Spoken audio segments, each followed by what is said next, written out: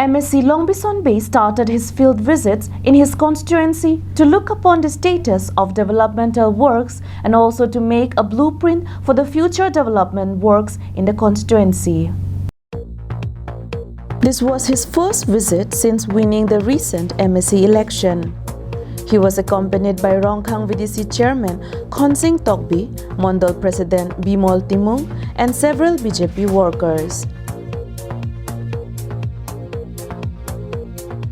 During this visit, firstly he invited the people of Rongkhang at his residence and also discussed various grievances faced by the people. After that, he inaugurated the ceremonial foundation stone laying of PMAY Jeep of one from Borthoy. He also inspected the land for shops in Borthoy and also inspected the construction site of the new BJP Mondol office. MSc Longbison Bey had consultations with the people of Rongkhang for the upliftment and development of the constituency.